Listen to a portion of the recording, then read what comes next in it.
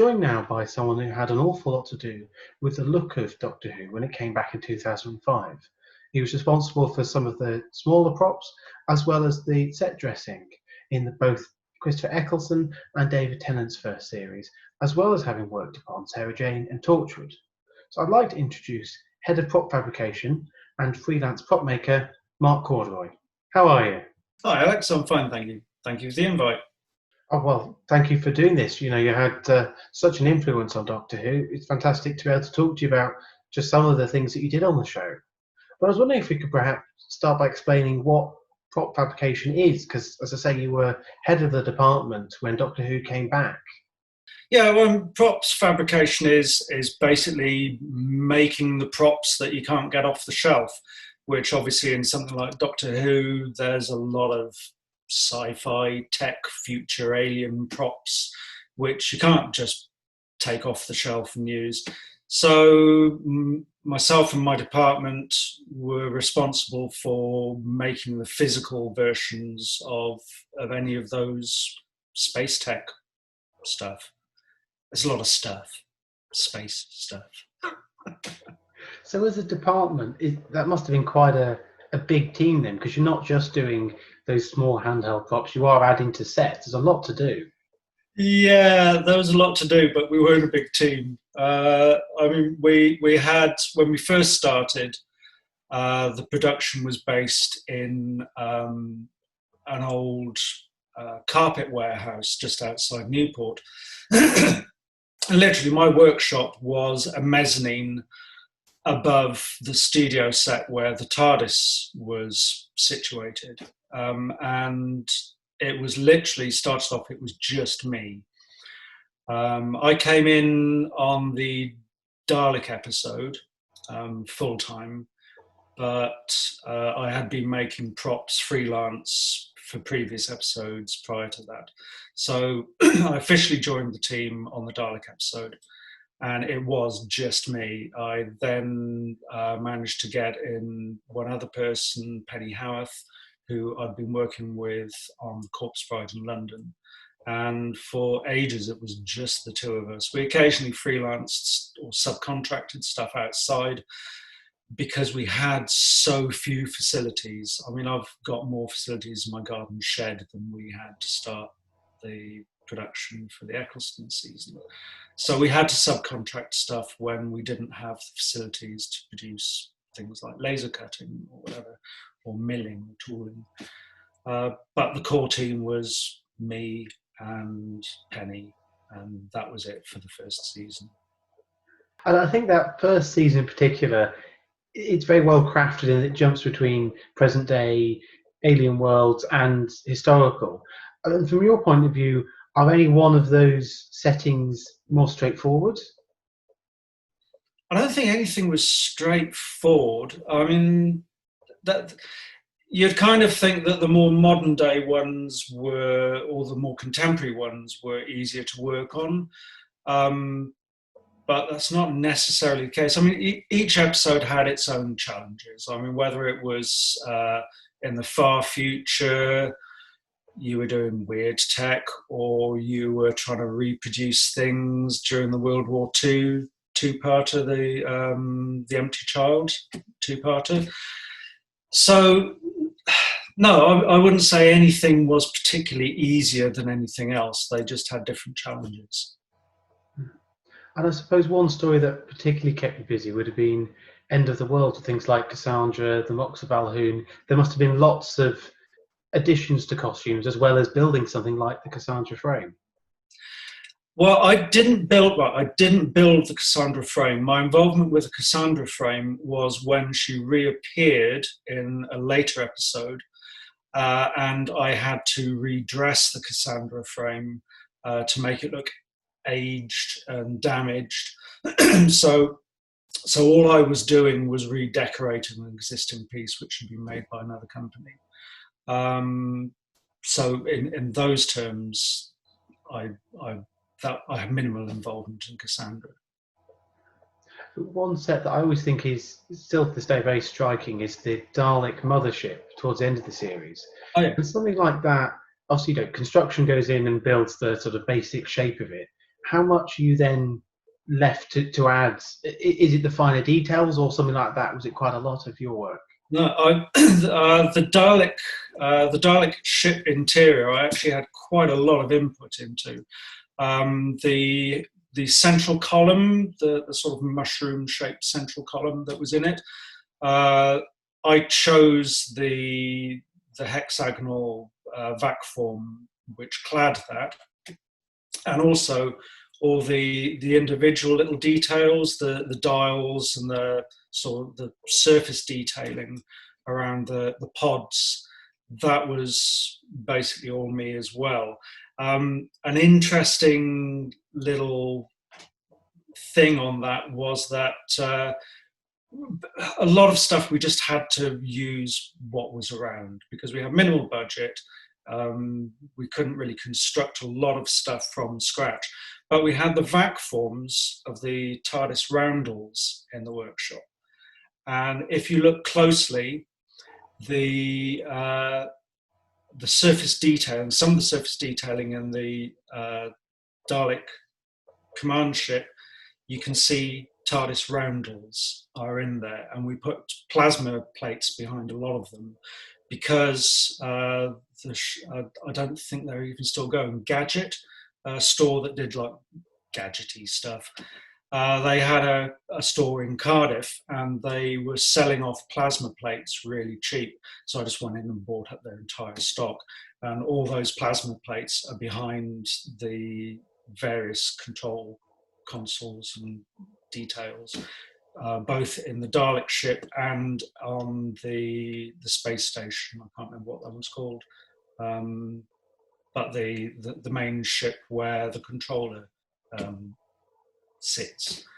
So yeah, we were just getting bits, sticking them on. There were a lot of there was a company called Bob's Bits who still supplies a lot of stuff to the film and TV industry, just in like little detailing stuff.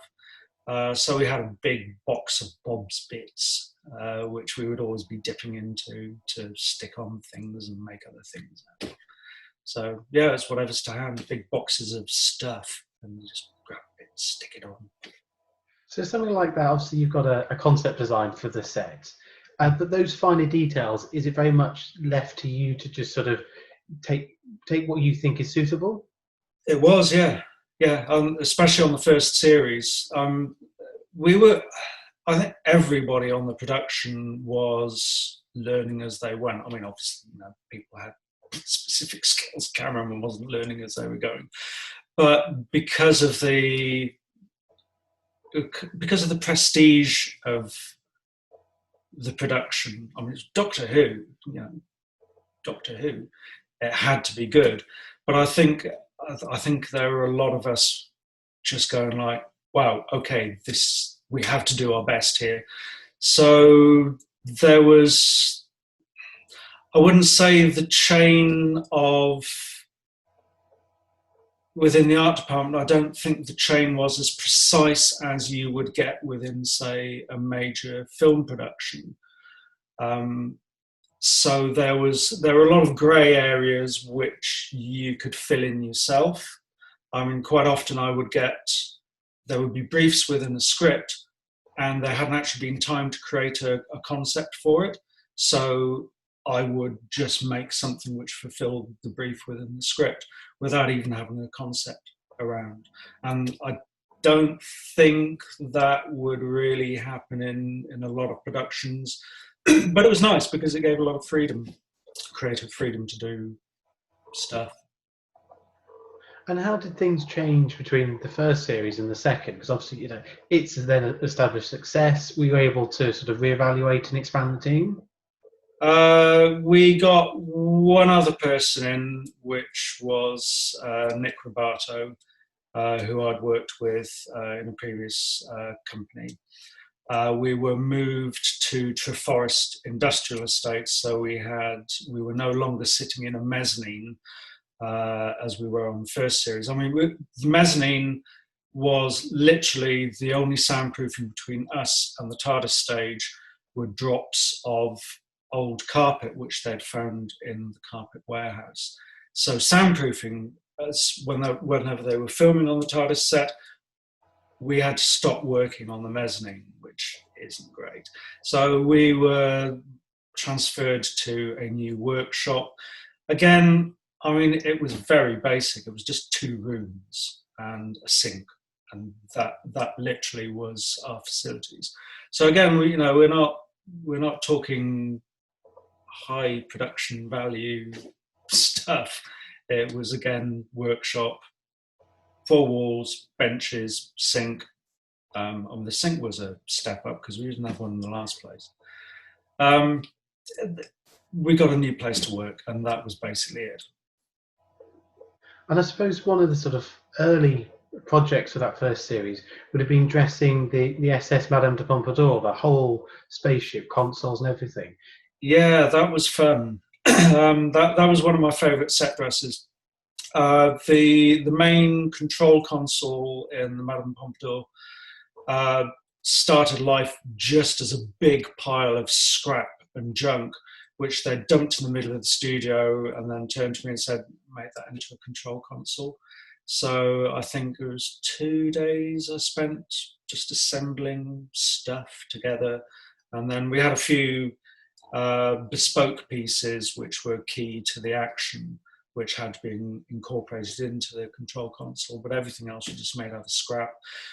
We'd hired some fighter jet seats, which we'd adapted.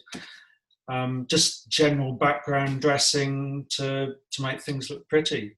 But yeah, it all started off life basically as a bare set and a big pile of junk in the middle of it, and then just made something out of it. But it was fun. I enjoyed that one. And something like that, obviously it was all designed, but the spaceship was supposed to be a little bit run down and, had amalgamated parts from elsewhere. Is that more interesting to do than, say, a spaceship that is very polished and, it's all very enclosed? Yeah, for me personally, yes. I mean, these days, a lot of my work is for festivals or for bands or for private commission, and it's post-apocalyptic. So it's all very dirtied down. It's all very distressed and aged. And I really enjoy that process of making things look like they've got some history to them. So making something like the set dressing for the Madame Pompadour set was much more fun than making something, say, that looks as though it's straight off the production line, it's all clean, straight lines. That doesn't really inspire me as much as something which looks as though it's been lived in. It's like the Nostromo from Alien. That looked as though it had been lived in and worked, and it looked as though it was a working spaceship. And that sort of aesthetic really appeals. So yeah, that was more fun.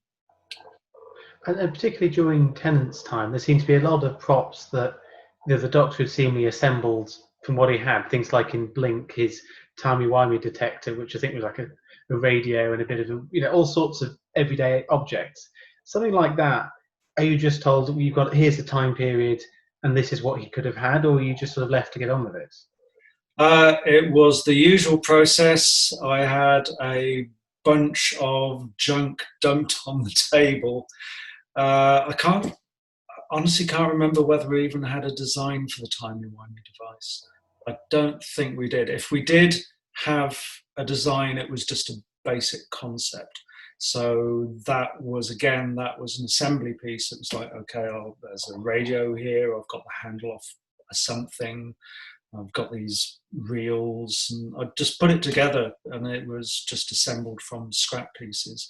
I honestly can't remember whether we had a concept design for that or not, or whether it was just me putting stuff together. And by the time both Torchwood and Sarah Jane come along, because by that point you're making specialist props rather than head of fabrication, am I right in thinking? Yeah, I was, after 2 years of running the department, because I'd recently got married as well, and I kind of wanted to step down the amount of just responsibility that was involved in it, and also the fact that if you become head of department of something, eventually what naturally happens is you get pushed further and further away from the workbench and more into the office. I absolutely didn't want that. My skills lie at the workbench, not behind a computer in an office telling other people what to do or processing payments or orders or anything like that. So I specifically fought against that migration into an office and away from the workshop.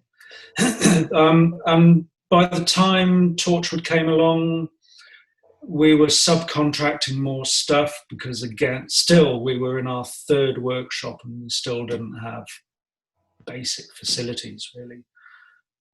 So we were still subcontracting stuff out to various companies who could do these things on our behalf. So I didn't really have a huge amount of, I honestly can't remember a huge amount of props that I made for Torchwood, and very, very little for Sarah Jane. I think by the time Sarah Jane was coming on, I was almost on part-time by that point, because my wife and I decided we wanted to move out to the country, get out of the city. So my involvement in the industry then was kind of winding down a bit. So yeah, my input into both of those programs was fairly minimal compared to the amount of work that I put into Doctor Who. But of course, that Doctor Who work encompassed many things that are still iconic, but also was then made into merchandise. How is it to see things like the Vortex Manipulator, the Cyber Controller's Throne, as a toy? That must be bizarre.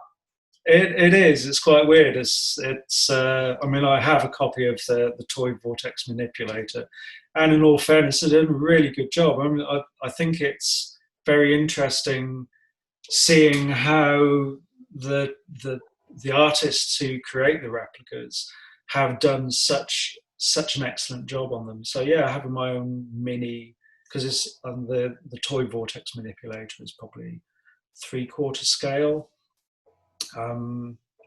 But it's pretty accurate. The space suited Doctor with the yellow helmet. Again, I've got a copy of that. Yeah, I'm seeing your work created as a toy is quite a buzz, especially when it's been made out of scrap, like the Sycorax. I made all the staffs and weapons for the Sycorax, but literally the staffs were made out of scraps of wood, old bones and junk from a scrapyard, just thrown together. And then seeing those actually reproduced as a toy, you go, wow, that's kind of strange, but kind of cool. Because at the time you were making these, also, you're a Doctor Who fan, you had an awareness of the heritage of the show. Are you thinking, well, some of this is going to become iconic and it is going to be scrutinised? I never thought anything that I made would become iconic. I mean, I say the Vortex Manipulator has kind of become an iconic prop.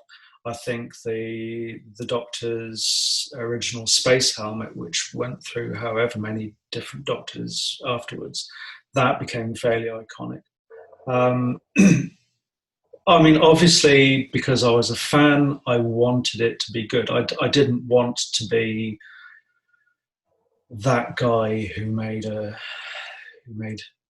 space gun out of a super soaker, although I did.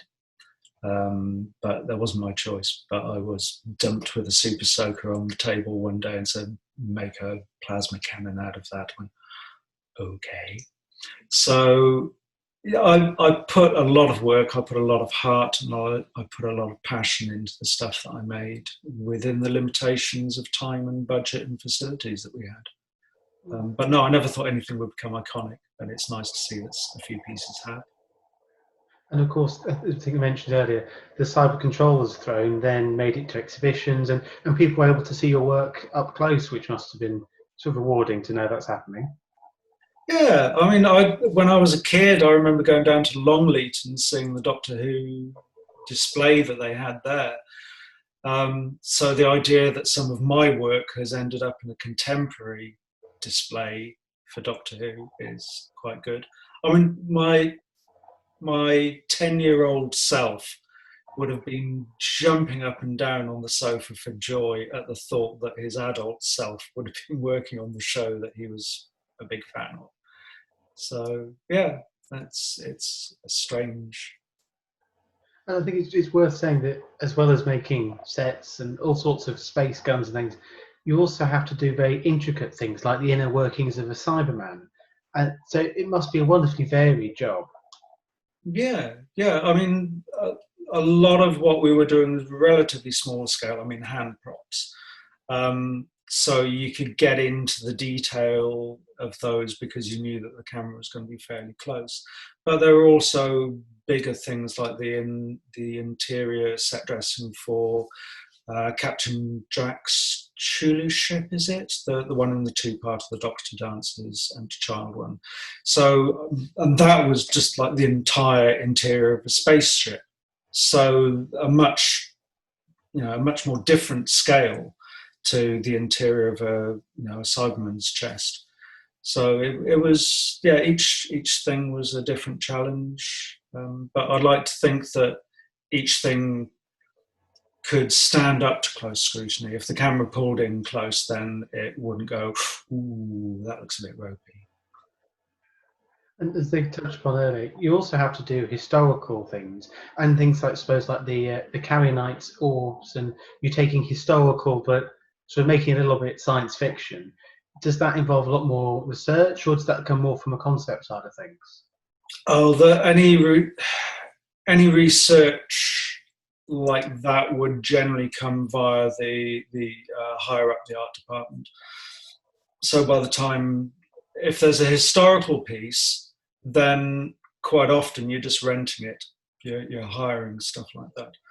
So if it's possible to buy it off the shelf or to hire it off the shelf, then you will do that rather than trying to make something, a replica of something historical.